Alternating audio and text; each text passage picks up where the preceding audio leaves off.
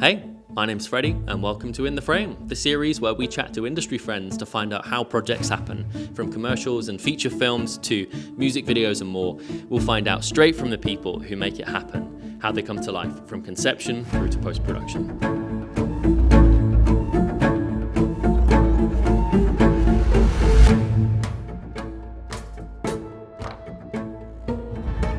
63% of film and TV workers say the industry has negatively impacted their mental health. 30% had suicidal thoughts in the last 12 months. And yet, over a third avoid seeking support altogether. End board. We good? 8, take 24, on the end. I think it is amazing the reach that it's had as a campaign. I've spoken to so many people across industry, whether they're in factual TV, in scripted, in commercials. Each one of them has kind of gone, oh yeah, you worked on that, no way, I saw that. And it's landed so well with our audience, and so it's really fantastic and amazing, I think, to see something that you worked on reach people in the right way, because I think it's such an unknown. I had that feeling when we were working on this project that you're never really sure how it's going to land, and there's always that challenge as well. We're working on a project that's for the industry, focused on the industry, so you have to make sure that everything's bang on accurate. Otherwise, people in the industry, your audience, is going to look at that straight away and go, well, hang on a minute, that's not how a set works, or that's not right, or that's not right. So I think kudos to everyone in the team for, I think, bringing the realism and making sure that the realism was absolutely there, because that is probably one of the big things that we had to focus on. I mean, it was a blessing and a curse, I think, having it about the industry. It's a blessing because so many people were willing to help in ways they wouldn't have, perhaps if it had been another issue. And obviously a lot of the people that you and the guys at Graded helped us get, from sort of Final Cut and Machine Sound and Harbour Picture Company doing the colour, these amazing names, and S&O Media doing the kit, and Garden Studios, big LED wall. It turned it from what could have been 10 people in a shoe cupboard into this massive sprawling 50-person crew at a big studio with loads of kit, and so that was amazing because people really believed in the message. It was about them, is what we were making. But as you said, on the flip side is I knew that if we did anything that was a little bit sort of off,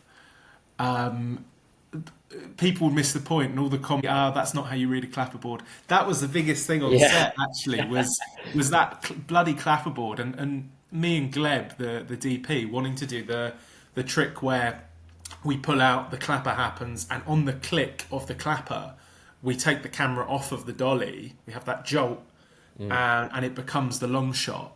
And it having to be at that moment where the clapper clicked, but then us working out, well, actually, if it was an end board, there wouldn't be necessarily a click, or we were constantly playing with the order things would be read out, and everyone was having a chip in. The camera guys were like, oh, this should be said, and the first AD was like, well, actually, it's better if you say this. Yeah, and I think it's a testament to how much it's landed with the audience, that it is right, because it wouldn't have received the same acclaim and traction, certainly within the industry, if it hadn't have rung true with that industry. Exactly. Yeah. In terms of how you navigated, doing a one-shot, obviously that's a challenge for so many reasons. We're potentially seeing more of the space from an art perspective. We're seeing more equipment. That's the other thing. There's not just equipment being used for the making of the project. There's also the equipment prop to see in the film. How did you begin sort of working out where you wanted to go? Is it very much like relying on the space, or did you have an idea to start with of how you wanted the flow of the piece to take place? Yeah, so when we were writing it, we decided very early on that we would have the one shot for many reasons, for the realism, for the building of tension, for sort of an extra boost to the empathy of the main character, because it feels real. It feels like you're watching someone who's actually there. And so we sort of designed the script with zones in mind. We said, well, look, obviously the gaffers and grips are going to be in a separate place from the art director, who's going to be in a separate place from the camera team. So we could gradually have a little scene with these characters, then he moves somewhere else, scene with these characters, etc., etc. And once we had that script, we were sort of looking at different studios, doing some recce's, and deciding on, well, okay, if we did it at this studio, let's work out some options of where these groups would be, and sort of have that in mind And then when we settled on a studio, it was really a matter of timing on that recce day. Was like, well, let's just run the scene through a few times. You know, if we put the gaffer and grip by this table, that's 20 seconds. And then if we had the art director over here, there's a 5-second walk, then there's another 20 seconds. And then we would sort of map that through and go, actually, we've hit 4.5 minutes with this. So we've got to make things closer together. We've got to cut a walk, or in last case scenarios, we've maybe got to cut a character. And I think we were ruthless, but true to ourselves with what we cut. You know, there were a few characters we did cut that would have made it too long, and I think the ones we kept still represented all the right elements of what a good and bad set should be. I say a good set because we had Tia, who was the spark there, who sort of had a little moment with Stephen the runner where he offers her a water. I think that was important to keep. So it was half script, half location, and a sort of constant development until we were there on the day and rehearsing it. And I think it's probably worth mentioning as well that, you know, the time cramp just before we shot, we had a very last minute, you know, placement of our key cast member for Daniel. Having Daniel for just one day meant that, you know, you guys had to get a wiggle on it. Yeah, so it was having in mind beforehand that, we're going to have a whole day to do the rehearsal and really take our time blocking it, maybe try different positions, really experiment, and then by the end of that day, we'd have a sort of finished piece. It would be to the time, and then we could go into day 2 just doing takes all day. Doesn't that sound lovely now? And so we had a bit of a choice, which was, well, I think it's good to reveal this because it gives an idea of the decision-making process. We had a decision which was, well, we could get a non-famous face to do the PSA and have our 2 days, have our rehearsal day and our filming day. But obviously with that, we would lose that initial pull of people seeing him and going, right, you know, because you've got to get past the first second or 2 seconds with these things. And then once people realise it's of a good quality, they might watch a bit longer. But if they're not pulled on that first frame, you've lost them. So that was ultimately the decision of why we went, actually, having Daniel, such a brilliant actor and a well-known actor, even if it means half the time to rehearse and film, was very much worth it. And so we got there on that first day and spent about half the day, about 4 or 5 hours blocking it through, rehearsing it. And actually we got to a place where we started filming some takes without Daniel just before he got there, just to work out the timing. And I think it was like we started filming and it was like, wow, that was a 3.5 minute take. You know, go back, what can we take out? What can we refine? Right, that was 3 minutes, and like we had the little stopwatch of trying to get to 2.5 roughly, because we needed to save 30 seconds for that end little montage, the sort of solution to the problem. And then Daniel arrived just after lunch, and we began filming, and it took about 11 takes, I think, and take 10 is the one that we used in the end, which was dead on the money in terms of timing and performance. It was the best performance from everyone, so it turned out really well. And I'm really happy to say as well, it was a 10+1 day. I think that's incredibly important, because if we were preaching all this stuff and then actually, you know, there's me, the director, and you, the producer, going, no, we've got to get the long shot. We haven't got anything. You know, we're at 15 hours. Then we sort of we missed the point a little bit. But I'm proud that we blocked, rehearsed, and shot it in a 10+1. You know, that's a brilliant achievement, I think. I think so too. I think it's pretty amazing on all the teams' part. And actually, you know, these things kind of work in mysterious ways sometimes. I think there's a benefit in the fact that we were crammed into that one day, because your momentum was constant. It was like, we have to get this today. I think you fall into the trap if you've got X amount of days or plenty of option. You kind of go, well, today's not quite right. You know, if you're waiting for weather days and you've got weather days in your schedule, you're kind of going, well, today's not quite right, so maybe we'll skip today, we'll do tomorrow, and then tomorrow becomes the next day. And so I think actually having everything squeezed into one day meant that you didn't lose any momentum overnight by people coming in fresh-faced in the morning. They were still energized and like, we're going to get this done and we're going to do it. So I think it in a way it sort of worked in our favor, and it meant that our second day then was a much easier, breezier day for pickups and pack down and things like that. So that was the joke, was that the second day was just like essentially some VO in the morning. and then a pack down, and it was sort of like, oh my god, this is so easy compared to the day before. But that's what happens, isn't it? It's you try and spread the chaos and the difficulty across as fair a time as possible, and then often it just ends up that one day is crazy and the rest are easy. Hey, you okay, Tia? Just need a break. I'll get you a bottle of water, okay? Yeah. Okay, we need a chair right now. Grab one of those. I was getting. Look, forget what you're doing. Just grab one when you're on set. Okay. Come on, hurry up. I think it's worth just talking about Gleb and kind of maybe how you got together, how you first came in contact, and how you partnered on the project, where your two heads met to be able to deliver the vision. Because obviously with a one take, you're dealing with one camera, one lens choice, one lighting state for the environment, so there's a lot of choices that you have to make and lock in, I think. Where did you first meet? How did you first start working together? We started working together on a project called Fallen World, which was a series of short films I did, poetry I'd been writing over a few years. Just some very sort of quick bits we got with a small team around Soho at night, just sort of characters doing a poem to camera sort of thing. And it was a real pleasure working with him on that. And then we worked together on a Netflix job I produced. And then this came along and I thought, well, Gleb does such amazing work. I think he'd be superb for this. So we started planning everything out and I got him involved sort of early on in the script. And we did a test day, which we did for Fallen World, the project before, and for the Netflix one.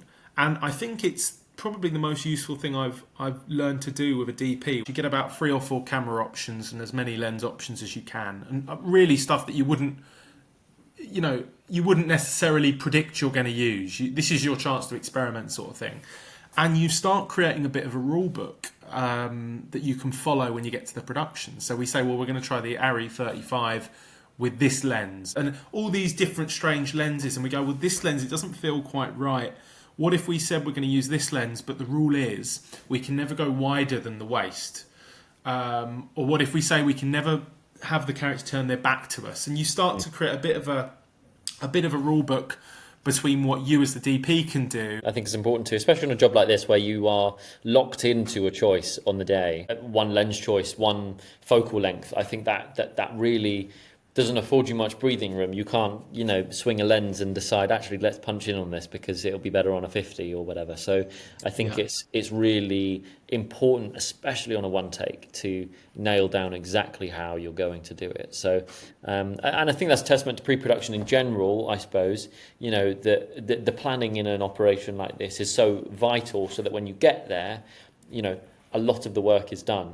And I think that's always really important, both creatively, logistically, organisationally. It's important to have ticked all of those. Casting was obviously a massive thing for this. I think our characters needed to ring true with our audience, which is our industry. So that's the biggest thing to begin with. But, we have such a plethora of fantastic talent in the UK. So, what was your process for that? I know you worked with Georgina for castings. Yes, very fortunate in that my partner, Georgina Littlewood, is a casting director, and so we could work from the point we'd finished the script, or even as I was developing the script. We got some casting calls out, we started some street casting, and we created this amazing team of fantastic actors, and it was such a mix. I think we did some casting calls on Mandy, some casting calls on Spotlight, a lot of street casting. So literally I'd be at Borough Market with Georgie on the weekend,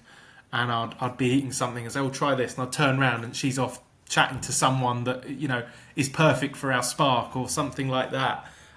We actually did meet the spark played by Tia Watts at a film premiere, who I think it was the first person Georgie ever street cast, because we were talking about street casting and we both sort of spotted this girl in the front and said, she would be bloody good for the spark. And Georgie was like, yeah, she would. And I was like, go on then.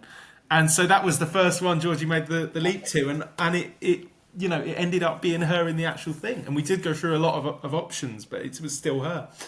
So that was very fortuitous.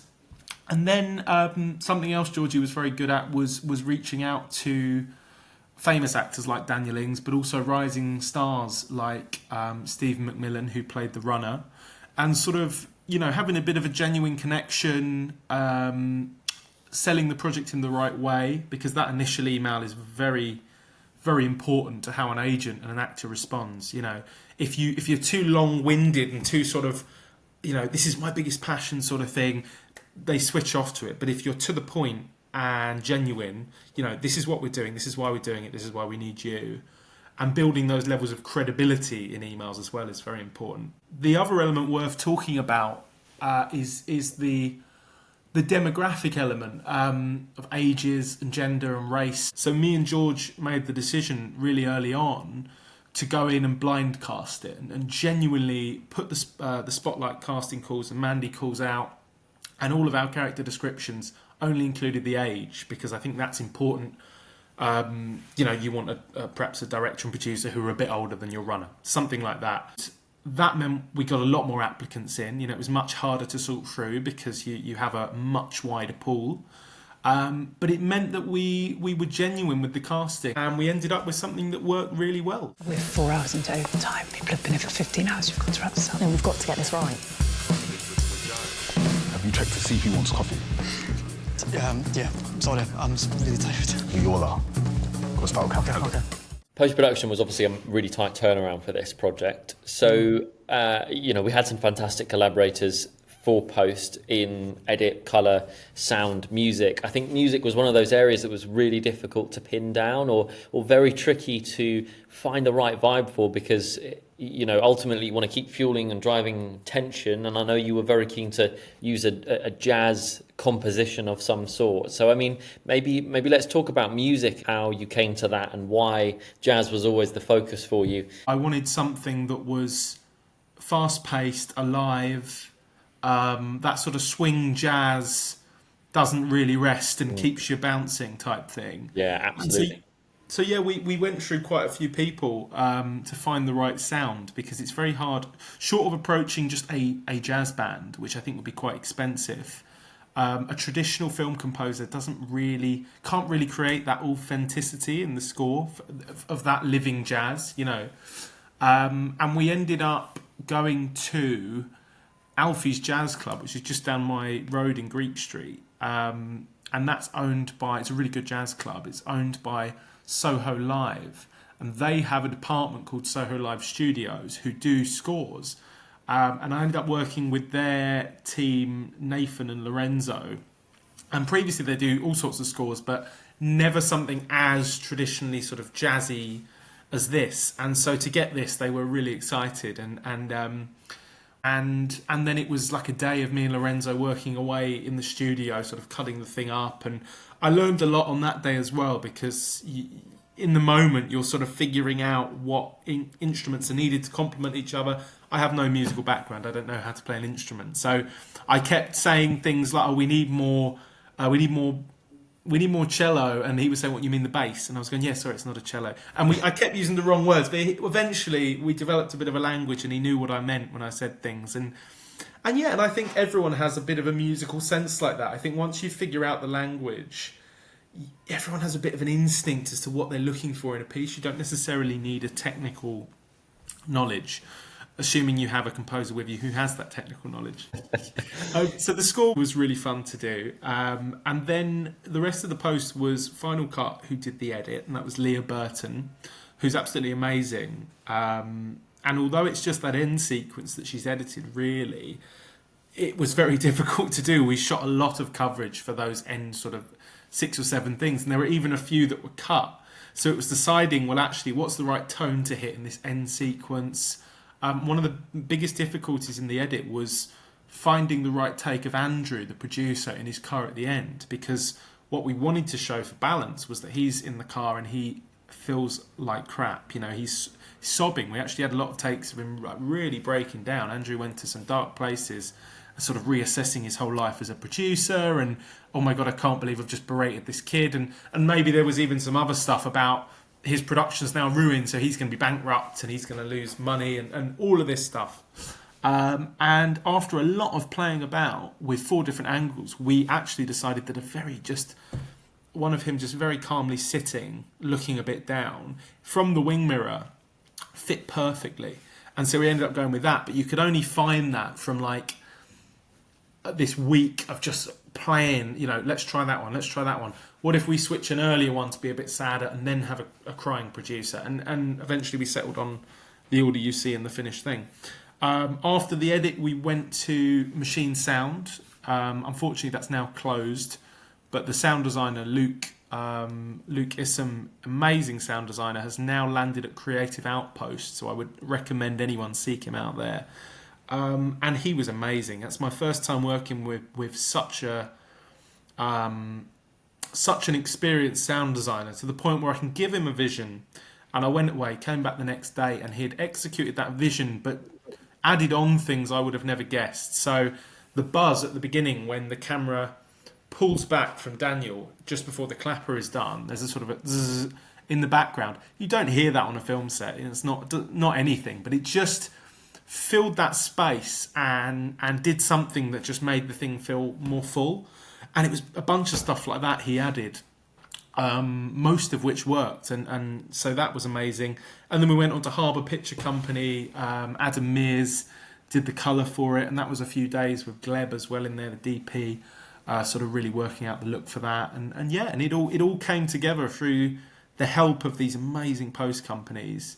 And these amazing individuals. Post, certainly sound design is one of those areas that we don't always put too much focus on, and then all of a sudden you really realise that you need sound design, and it's the stuff that you don't hear that makes you realise you should be hearing something. And I think it's when someone really is able to get behind something, fully understand it, and that they can really help to support the world. I know some of the bits that we've been doing recently, just how sound design can totally transform a project. Just subtle stuff that, maybe when you're in a big space, or maybe when you're listening in your headphones, you just hear that little something over there that it recreates the immersion that you're in that world, and hopefully kind of brings it to life. So super important. Just the thing on sound design, I think people, they think of it as less of the process than it actually is, or less of the total thing than it actually is. A lot of people think because it's something you do sort of last minute, months after you've filmed everything else,